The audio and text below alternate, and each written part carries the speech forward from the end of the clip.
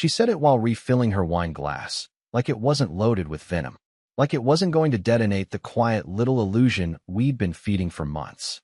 She didn't even look at me when she said it, just stared across the table at my sister, with that smug half-smile she saves for when she wants to wound without taking credit for the blood.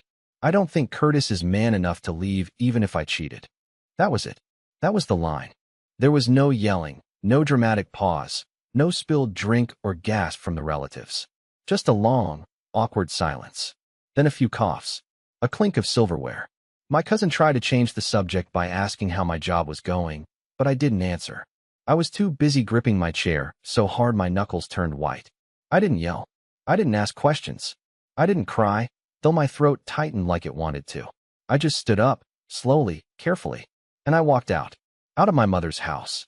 Out of the family dinner we'd hosted together. Out of the nightmare I hadn't realized I'd been living in until she cracked it open in front of everyone. I didn't slam the door. I didn't take my coat. I didn't even grab the stupid banana pudding I'd made from scratch. I got in my car and drove until I didn't recognize the names on the street signs. Then I pulled over into a gas station parking lot, turned off the engine, and just sat there, watching the orange glow of the convenience store lights flicker on and off like a dying pulse. She hasn't called. Not once. But I know that line wasn't a joke. And now that I've started digging, what I'm finding, she really meant it. It took me 2 full days before I could breathe without it catching in my chest. 2 days holed up in a crummy roadside motel with walls so thin I could hear the guy next door arguing with his dog. I didn't text her. I didn't call. I didn't even open her last message.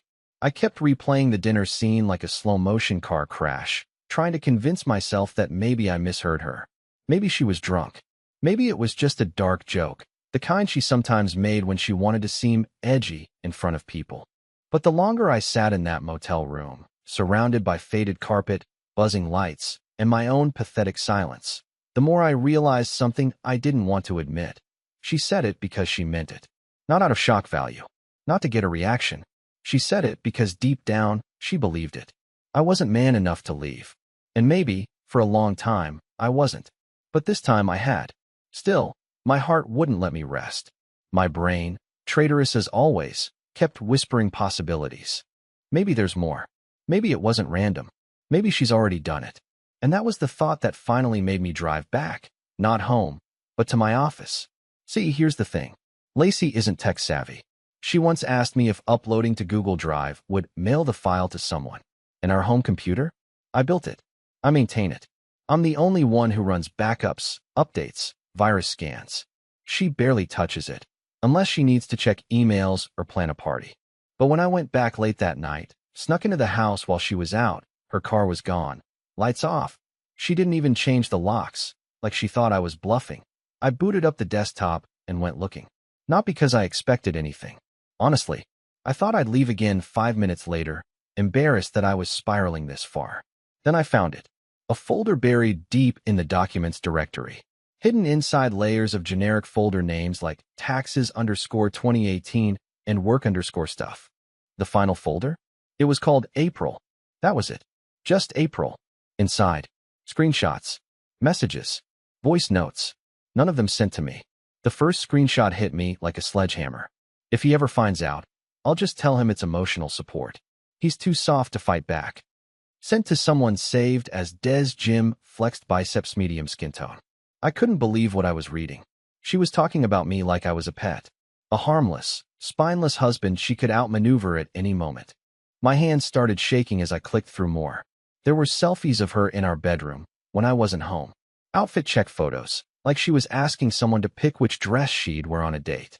One voice note was her whispering, "He's asleep. I'll call you in 10. Can't wait to feel your hands again." I had to pause halfway through. I felt like throwing up. I didn't sleep that night. I just sat in my car again, this time with proof. She didn't think I'd find it. She didn't think I'd leave. But now I had a reason to stay gone. She hadn't just crossed a line. She'd painted the entire road in gasoline and lit a match. And I was done pretending I didn't smell the smoke. I stared at the screen until the letters blurred. My head throbbed with the kind of pressure you get when something shifts in your reality, like stepping off a curb that isn't there. Everything suddenly feels wrong, off balance. And yet, there I was, alone in the dark, watching my wife flirt through texts and half-naked selfies inside the home I paid for, in the bed we used to share, to a man I hadn't even identified yet. Not fully. Des Jim flexed biceps, medium skin tone. I wish I could say I didn't recognize the name. I wish I could tell you he was a stranger, a random guy from the internet, or some coworker from her yoga class. But no. As I clicked further, through more screenshots and images that made my stomach knot, one video caught my eye. It wasn't explicit, but it was intimate. She was laughing. She was calling him Desi. She was in our backyard. And she wasn't holding the phone. He was. He was filming her. That's when my heart dropped. Desmond Tiller. My former college roommate. My best man at our wedding. The same guy I hadn't talked to in over a year because of some vague falling out that I never fully understood. He just stopped texting, said he was busy, moved across town, ghosted me slowly and politely. Now I knew why. The anger didn't come immediately. First was shame.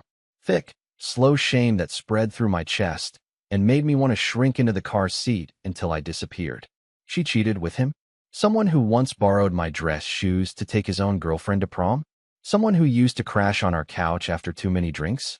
Someone who stood 2 feet from me as I cried during our vows. The betrayal wasn't sharp. It was dull and deep, like a rotten root system you don't realize is there until your whole tree collapses. I replayed every memory, every party where they shared inside jokes, every time I caught them glancing at each other too long, every time I told myself I was overthinking, that I was just insecure. Hell, I even remembered how she laughed when I asked once, "You two ever have a thing?" And she kissed me and said, "Please. Des is like a brother." Brother, huh? So I did what any wreck of a man would do. I didn't sleep. I drove to Des's gym at 6 a.m. and sat in the parking lot like a stalker. I waited for his black Jeep to show up, same one I helped him jumpstart 2 summers ago. When he stepped out, all athletic arrogance and fake humility, I saw the smug ease in his walk. And for a moment, I thought about walking up and asking him why. Just why? But I didn't. Because I knew what he'd say. He'd lie. Or worse, he'd smirk and tell me the truth. So instead, I went back to the house, logged into our joint bank account, and started the real process of leaving. Not the dramatic movie version. The boring, brutal, paper-heavy version. The one where you quietly drain half the savings and contact a lawyer your cousin once used.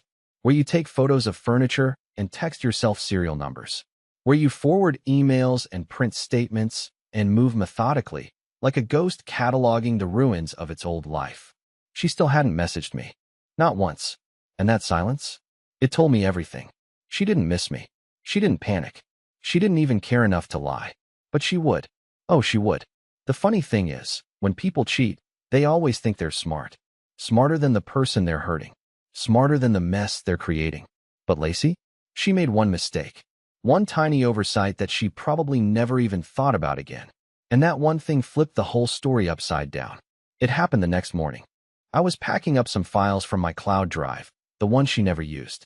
It was mostly filled with work backups, scanned receipts, and tax folders. Boring stuff. But I remembered that months ago, I'd linked the home computer to the cloud account, just to auto-backup in case of crashes. I hadn't touched it in ages. Out of nothing but spiteful curiosity, I checked the Recent Uploads tab. That's when I saw a file named voice_record_22_bathroom. Wave. The timestamp? From 3 weeks ago. Around 11:47 p.m. My heart rate kicked up instantly. I knew the naming convention. That wasn't hers. That was my old digital voice recorder, the one I'd lost months ago and assumed she'd tossed. It had a habit of turning on accidentally when bumped or dropped. Apparently, it had turned on that night, auto-saved, and backed itself up to my cloud. I downloaded it.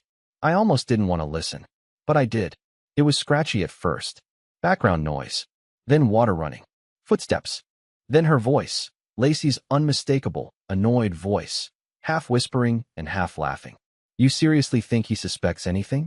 He couldn't even tell I moved his car keys 2 inches. He's like, domesticated.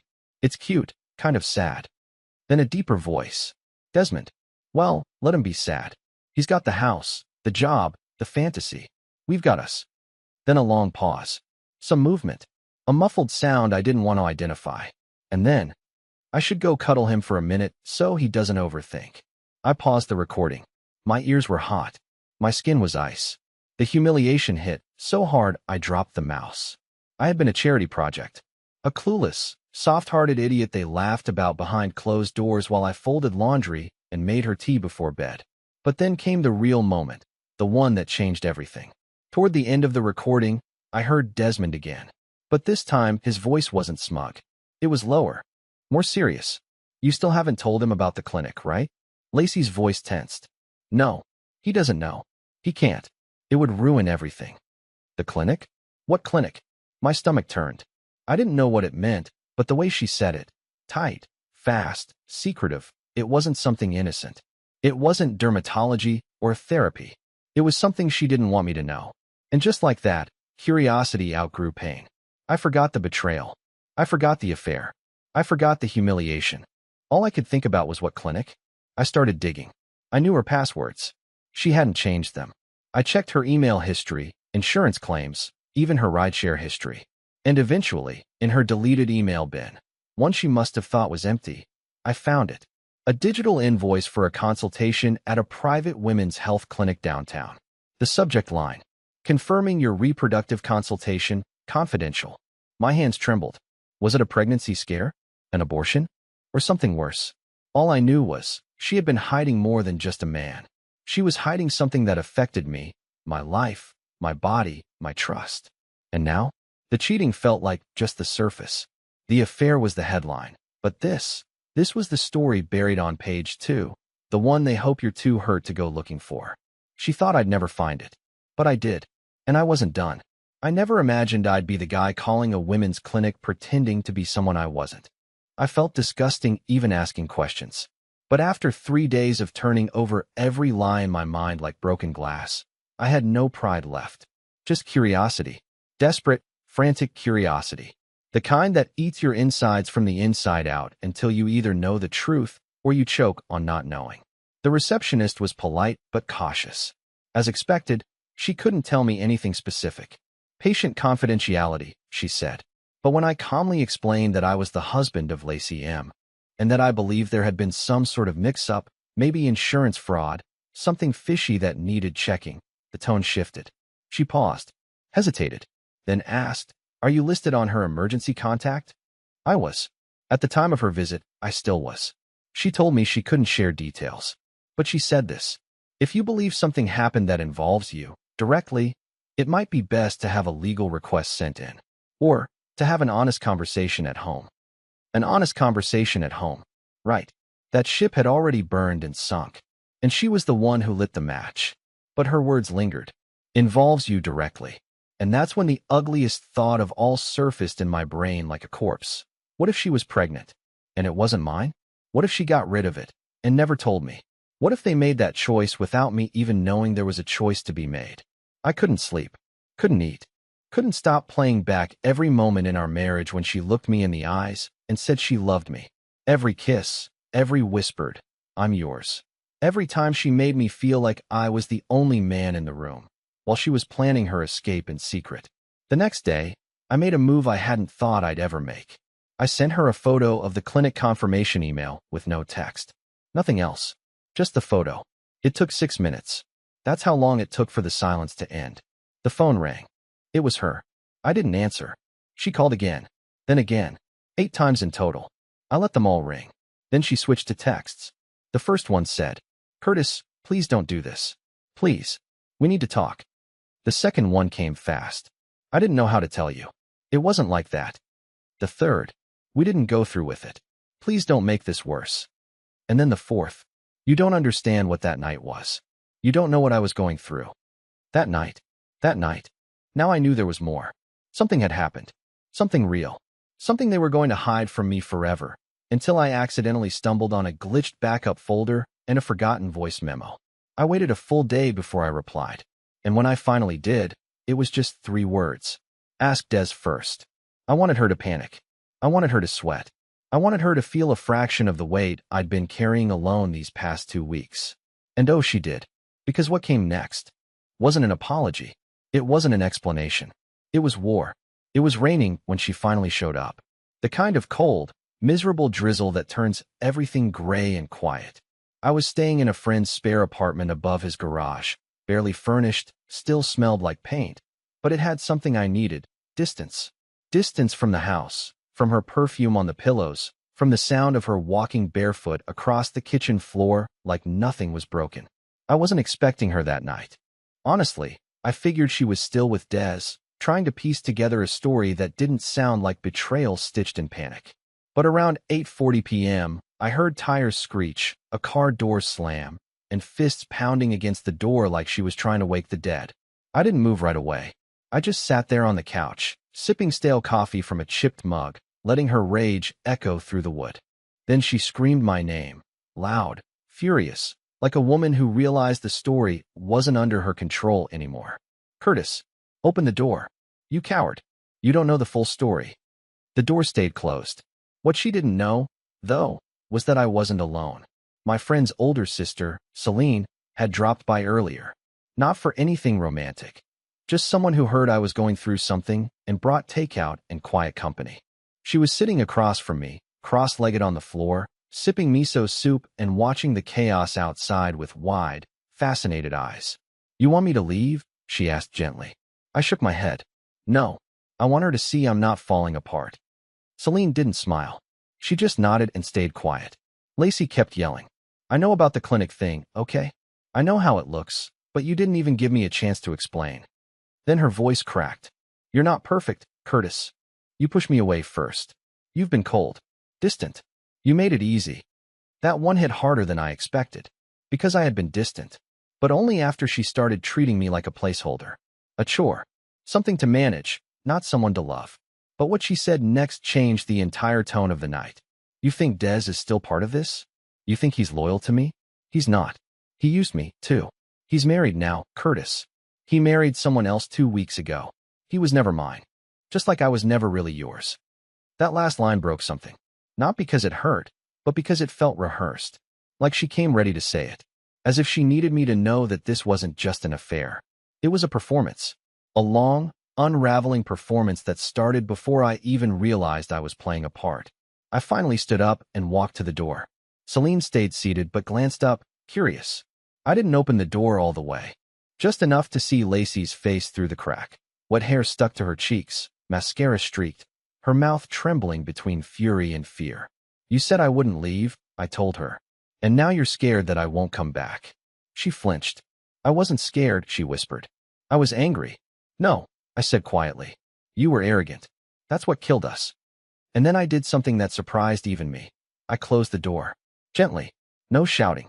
No revenge speech. Just closure. For the first time since this whole nightmare began, I didn't feel weak. And she didn't scream again.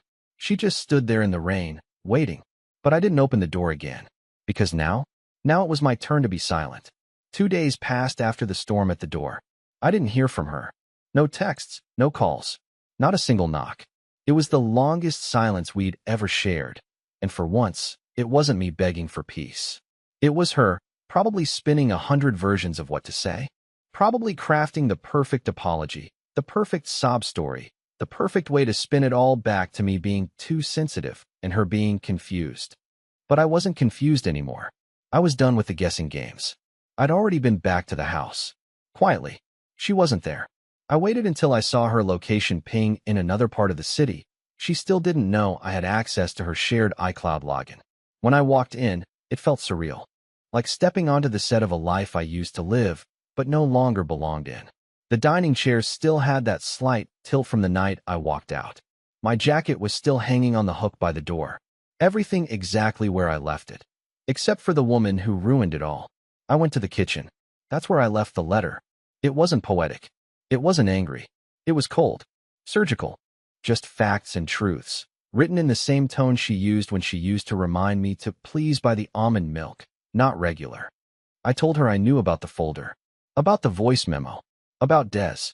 About the clinic. I told her she didn't break me. She just helped me see myself clearly for the first time in years. I told her that I was done asking why, done begging for transparency, done loving someone who saw me as a placeholder. And I ended it with a line I had rehearsed 1,000 times in my head. "You didn't lose me because of Des. You lost me because you made me feel invisible in my own marriage." Then, I placed the house key next to the letter. Not the spare. The main one. The one that used to hang from my keychain every day for 6 years. I didn't leave anything else behind. I went back to the apartment above the garage, made myself coffee I barely drank, and waited. She found the letter 12 hours later. I know because the first text came in at 7:03 a.m. and it was just one word. No. Then another. You don't mean this. Curtis, please. She didn't call. Not yet. Just more messages. Each one slipping further out of control. She said she'd fix it. Said she'd go to counseling.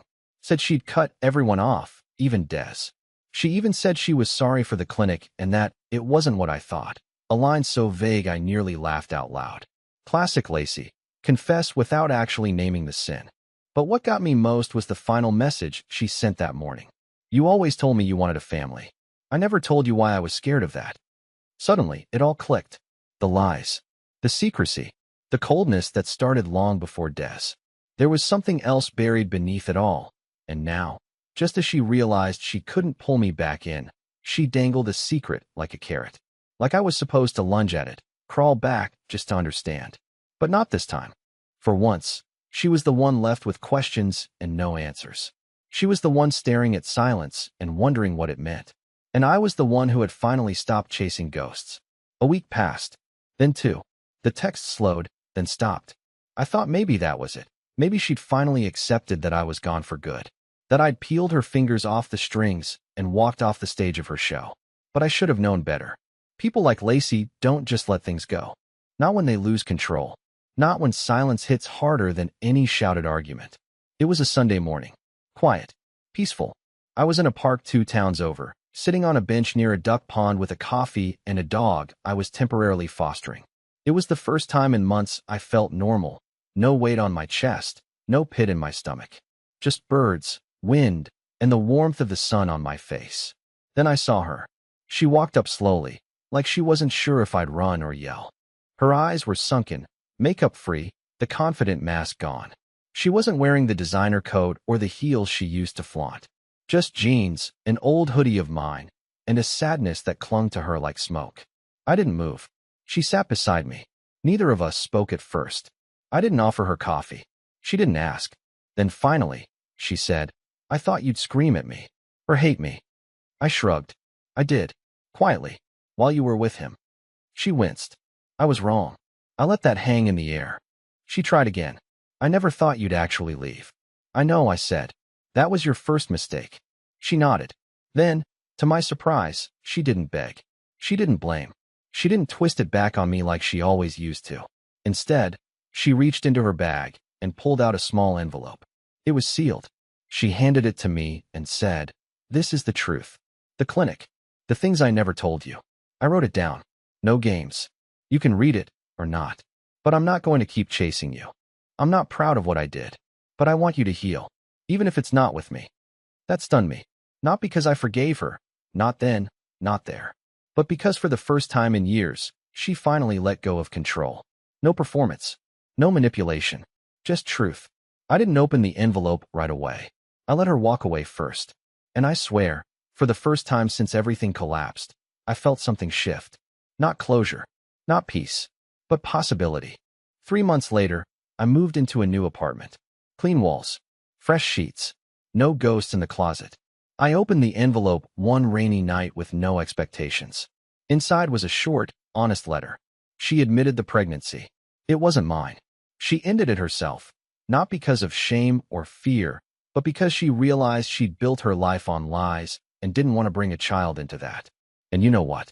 It still hurt. But it didn't haunt me. I never saw her again. She moved out of state. I unfollowed, blocked, deleted every trace of her. Not out of hatred, but because the past doesn't deserve to live in the present once you've survived it. As for me, I kept the dog. I got promoted at work. And one random afternoon, while getting coffee at a bookstore, I met someone who didn't know me as the guy who got cheated on. Someone who smiled like she meant it, who listened without trying to fix me, who never once made me feel like I wasn't enough.